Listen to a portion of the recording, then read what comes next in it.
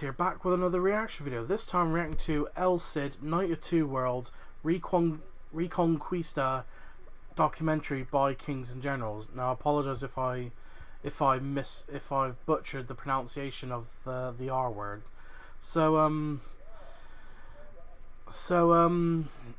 Yeah, El Cid is an interesting character. What little I know about El Cid was watching the original film of El Cid and learning a fair bit of it embarrassingly through Age of Empires, so I'm not sure how much of my knowledge of him is going to be historically accurate. So to keep a long story short, from what I remember from El Cid, I think his full name is Rodrigo Diaz de Vivar, and he was caught in between the civil war between King Sancho of Castile and Alfonso of Leon. I'm not sure if I got those names right, but had problems with the Count of Barcelona and the Moors and the Berbers into mid-South Spain, because I believe at that time this mid to southern Spain was in the middle of a Muslim caliphate, and the major cities that I remember being mentioned, apart from the areas of Castile and Leon, is the cities of Toledo, Zaragoza, and Valencia. There's probably going to mention more in this documentary, so the usual disclaimer when I react to anything historical: if I don't show so much as what is considered a proper reaction, it's probably obvious that I don't know much on the subject at hand. If I do know anything, I'll most likely pause the video and share my input, or might ask some curious questions, which hopefully will be answered in the comments below. So anyway, the link to the original video will be in the description down below. Please go and subscribe to Kings and Generals and support their channel. They're a brilliant channel, and just like Epic History TV and History March, they do brilliant history documentaries. So without further ado, let's get this up on screen and let's get into this. El Cid is one of the most well-known figures of the Reconquista, and he's regarded nowadays as a Spanish national hero and champion of Christian. Of course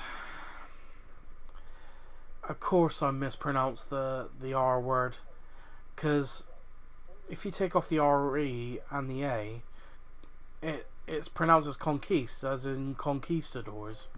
So Reconquista. So yeah. So I apologize to any Spaniards out there for butchering that pronunciation. Christianity. But during his life, he was more than just that. He was a knight, a mercenary, an outlaw, and a warlord, and he fought for both sides of the Reconquista, attacking the Moors when they were weak, and helping them defend themselves when his relationship with the Christian kings was sour. At the end of his life, he had... Yeah, because I believe the areas up here between Castile, I think, was this region, and Leon was here. I most likely got that wrong, but... And yeah, he wasn't just friendly with like Christian knights. He had a lot of Muslim friends as well, especially amongst the Moors. I'm not so sure about the Berbers, but amongst the Moors, I think he also became, I would say, I don't know if subservient is the right word, but he was fighting under the leadership of, I believe his name was Motamed of Zaragoza. I'm sorry if I'm butchering any of the pronunciations up or getting these facts wrong. Proven his military prowess and had become a legend, inspiring with his tale one of the oldest Castilian epic poems of history. Welcome to our video on the legend of two worlds, Rodrigo Diaz de Vivar. At least I When got that Rodrigo Díaz de pronunciation Vivar right. was born in 1043, the Iberian Peninsula was in a period of great change. The Caliphate of Cordoba was collapsing. Dozens of little Muslim states, known as taifas, were becoming independent. The Christian kingdoms were rapidly expanding and turning against each other. And in the Castilian lands, a new state was rising. Wow. Here's where Rodrigo was born, in the burgeoning city of Burgos, amidst an illustrious family. His father, Diego Lainez, was a Castilian knight of impressive bravery, fighting for King Fernando the Great on the frontiers with the Kingdom of Navarre. Through this campaigning, Diego conquered several settlements in Castile, including the towns of Vivar and Uviena, which he came to own and then left as inheritance for his son. Upon his father's death, Rodrigo was left a young and rich landlord that wanted to follow in his footsteps and become a renowned knight just like him. Prince Sancho the Strong, one of Fernando's sons that governed the province of Castile, saw the potential in Rodrigo and took him into his entourage to complete his military education. With Sancho, Rodrigo experienced his first military campaigns against the Taifa of Zaragoza, concluding with Emir al-Muqtadir surrendering unconditionally and becoming a vassal of the Castilian prince. As his new vassal was also threatened by the Kingdom of Aragon, Sancho then took Rodrigo to the city of Graus, where the two Christian armies battled for dominance of Zaragoza. This was Rodrigo's first battle, and the young knight fought with such braveness and ferocity that Sancho honored him with a distinguished title for his service. In 1060, as you probably noticed, I didn't realize there was these two kings of Pamphida and Aragon, or was it pronounced Aragon? I probably butchered that, so I apologize to anyone from Spain. King Fernando would die, dividing his realm amongst his sons and daughters, and Sancho would become the first king of Castile as a result. By this time, Rodrigo was already one of the most renowned warriors in the Iberian Peninsula, and he was also a good friend to King Sancho, acting as his preferred knight and having the honor of carrying the royal banner. Just out of curiosity, when did Portugal officially exist as a country? Because as I said, I'm not very clued up about early Portuguese history. That might be another video I might react to, like the first history of Portugal. So if anyone can because he thought answer himself the legitimate heir to King Fernando, Sancho. Wait, what was that year? 1065. So basically 1 year before the Battle of Hastings in England. Because he thought himself the legitimate heir to King Fernando, Sancho attempted throughout his reign to reunite the Spanish kingdoms under his name. Consequently, he warred against his brothers, in particular against King Alfonso of Leon.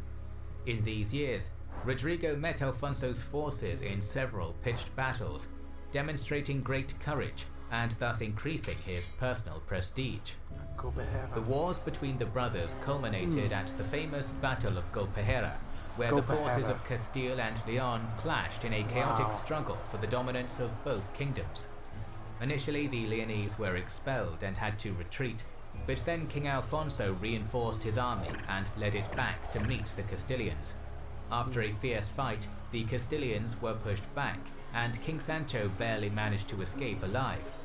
But while they were retreating, Rodrigo stepped in and advised his king to turn back and counterattack the Leonese army, thinking that Alfonso's forces would still be celebrating their victory with their guard down. Led by Rodrigo, the Castilians attacked with such ferocity that the Leonese never knew what hit them. Alfonso was captured and exiled, and Sancho became king of Leon. Rodrigo, meanwhile, became famous for his great victory and received the name Campeador, which means champion or master of the battlefield. That just reminded me. That's another name. El Cid was known as Rodrigo el Campeador. Sorry if that was stupid of me to try and pronounce that. So, with Leon and Galicia secured, the only realm left for Sancho to reunite was the lordship of Zamora, under the lands of his sister Urraca. During the siege of Zamora, Rodrigo's life would change forever, as his friend and liege Sancho would be severely injured by an astute soldier, ending the siege and the monarch's life. For 9 months, Alfonso had been living in exile at the Taifa of Toledo when the news of his brother's death reached him. 9 months after his greatest defeat at the hands of Rodrigo, and now the exiled king returned to Leon to inherit all the lands that Sancho had strived in his lifetime to reunite. Yet despite his resentment against Rodrigo, Alfonso was a wise king, and he knew that it was better to retain Rodrigo's military expertise alongside him. To keep Rodrigo in his service, Alfonso decided... I don't know if this is true, but apparently, because I do remember King Sancho was assassinated, but apparently,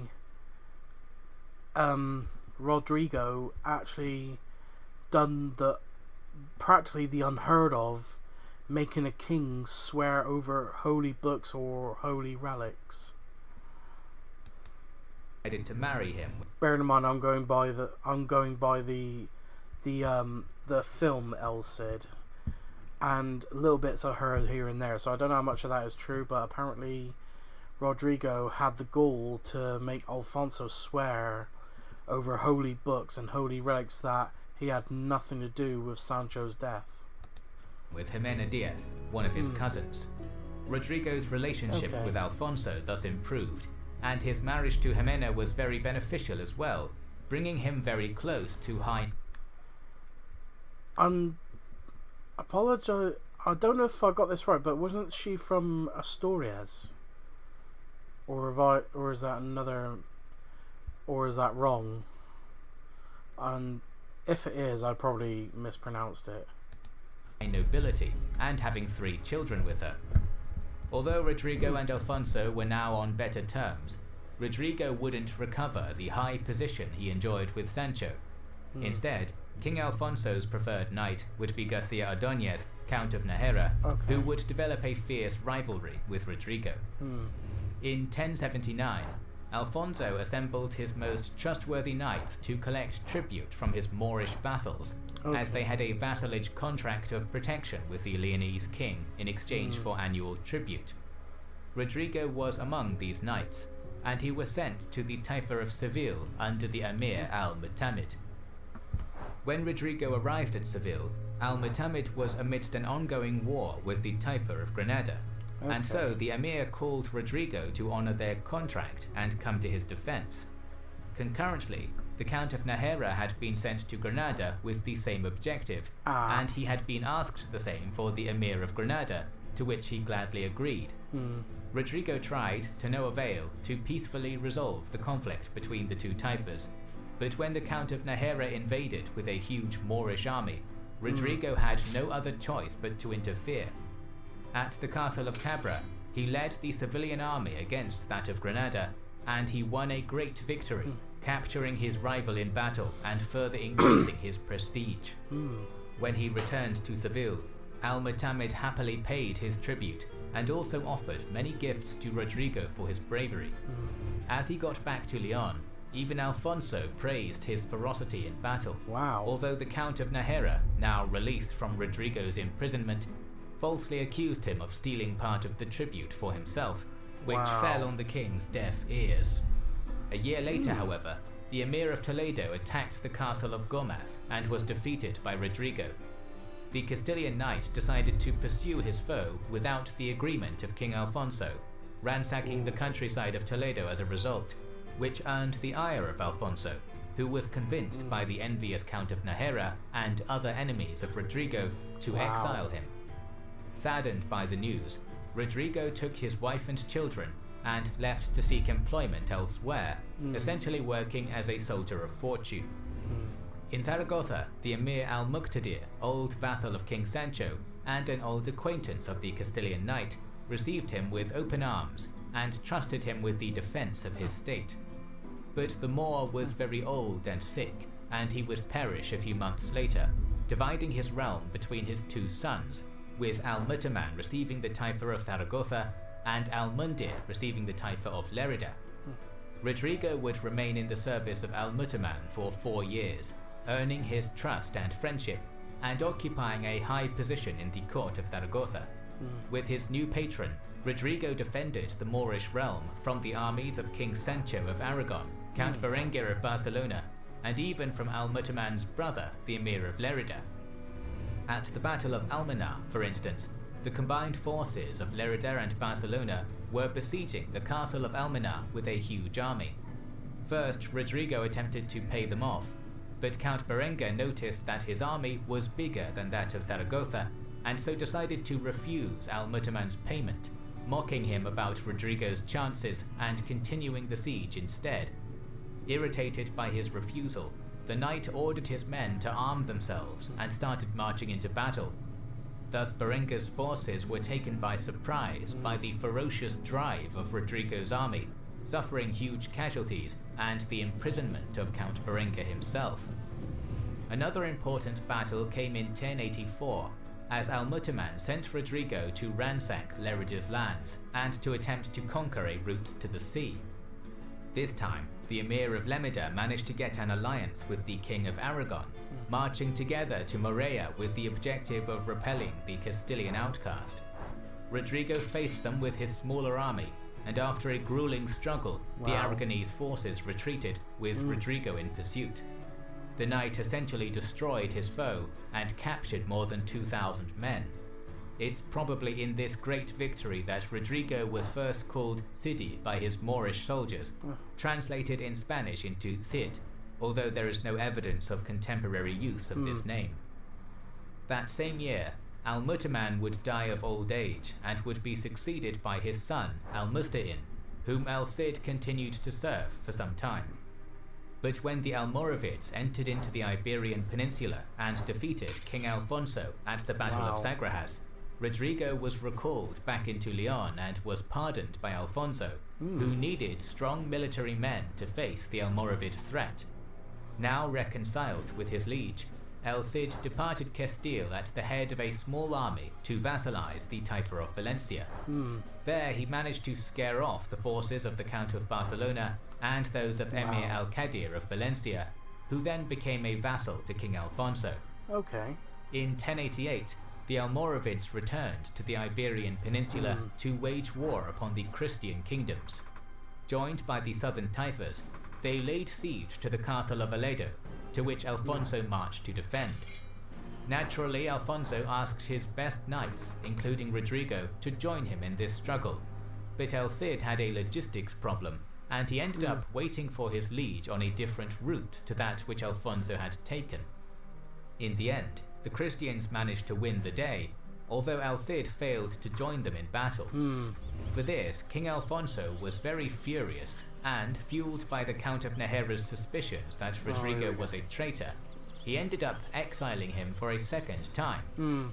This time, however, all of Rodrigo's goods were taken, and his wife and children were imprisoned. Incensed by the actions of King Alfonso, El Cid marched to the Levante and established himself as an independent warlord, sacking the Taifa of Lerida and vassalizing the Taifa of Valencia.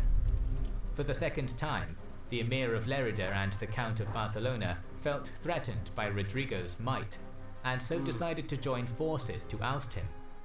Being a good friend to El Cid, the Emir al-Musta'in of Zaragoza pledged his support for Rodrigo and alerted him of the impending attack. El Cid then placed his forces atop Mount Tevar and sent mocking letters to Count Berenguer with the objective of encouraging him to attack. This was very effective, so the Count launched a surprise night assault, which managed to encircle the army of Zaragoza. Surrounded, El Cid used his wit to set up a ruse to divide Berenguer's forces. He sent several Moorish soldiers to act as deserters and informed the Count that Rodrigo was going to escape through the mountains.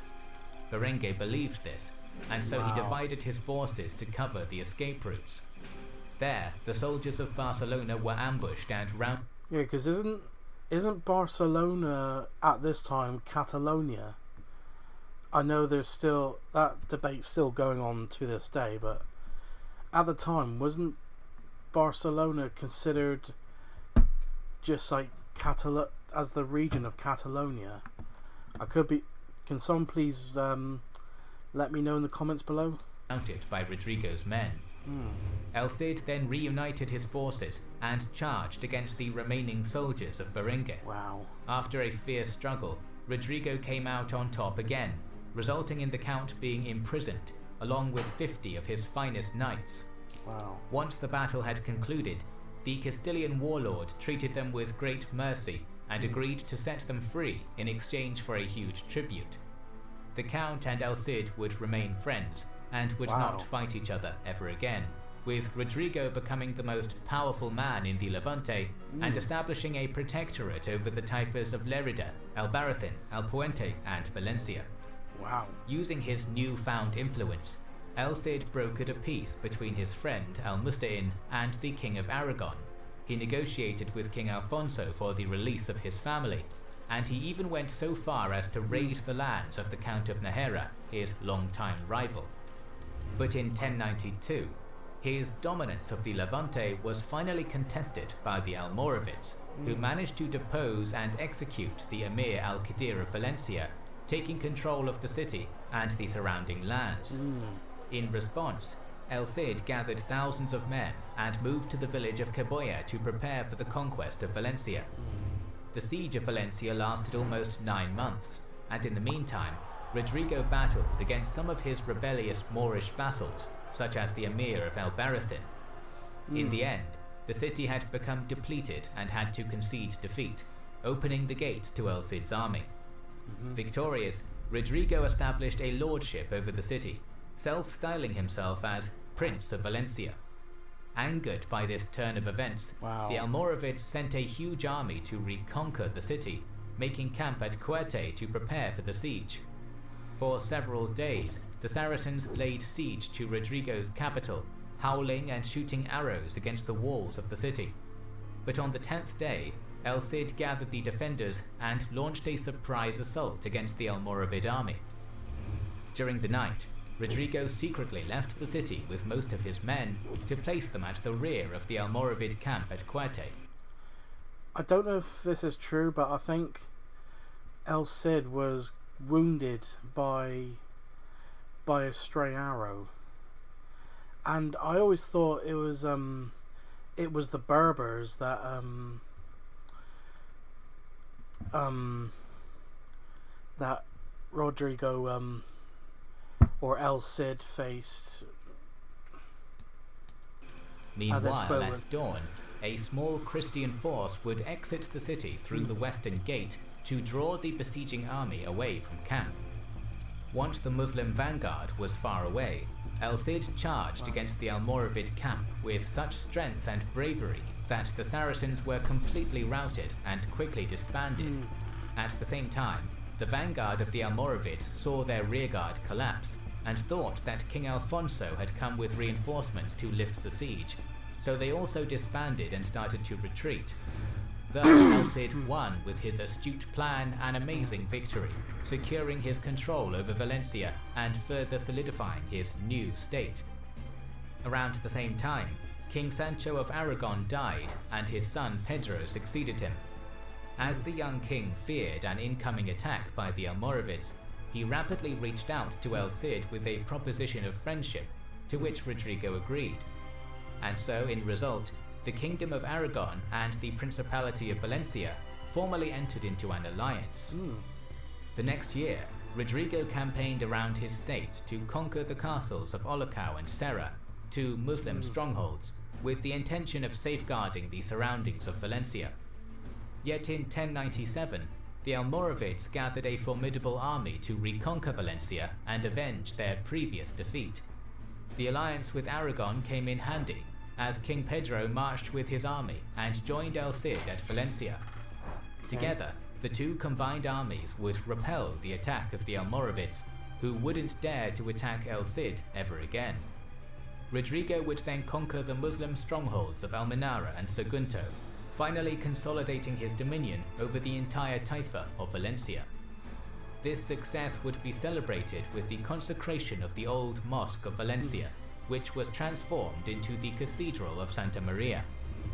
Yet the joy wouldn't last very long, as his son Diego would perish at the Battle of Consuegra while in the service of King Alfonso. The grief caused by the passing of his son, along with his old age, would take a heavy toll on El Cid's health. In 1099, one of his last actions would be to marry his daughters with Count Ramon Berengue of Barcelona and with Lord Ramiro Sanchez of Pamplona, forging alliances with both of them. Consequently, El Cid would become an ancestor to many kings of Spain and would leave his state with powerful alliances capable of defending it after he was gone. That same year, Rodrigo Diaz... I wonder if the current Spanish royal family is descendant from El Cid. de Vivar, known as Just a El random Cid question. Campeador, would die of old age and would be buried at the cathedral that he founded. Oh. The state that he created was inherited by his wife, Jimena Diaz, who managed to maintain its independence for 3 more years. But in 1102, the Almoravids attacked with a huge army, and the city had to be abandoned. Jimena then travelled back to Castile with the remains of her husband, and El Cid would be finally buried at the monastery of San Pedro de Cardeña. Thus ended the life of one of the most fascinating heroes of the Middle Ages, who remained undefeated throughout his life, who managed to create his own state and become an independent warlord, and who fought for both Christians and Muslims alike as a true knight of 2 worlds. Wow. We always have more stories to tell, so make sure you are subscribed and have pressed the bell button. Please consider liking, commenting and sharing, it helps immensely. Our videos would be impossible without our kind patrons and YouTube channel members, whose ranks you can join via... And that'll do it. This has been an interesting video, and well, it looks like some of the facts that I remember are quite wrong. So, and there's probably like more facts that I've got wrong. So, if they have, feel free to correct me in the comment section below, because I know I probably will be corrected anyhow. So. Anyway, this has been an interesting video. If you like this reaction, please like, comment and subscribe, and I'll see you in the next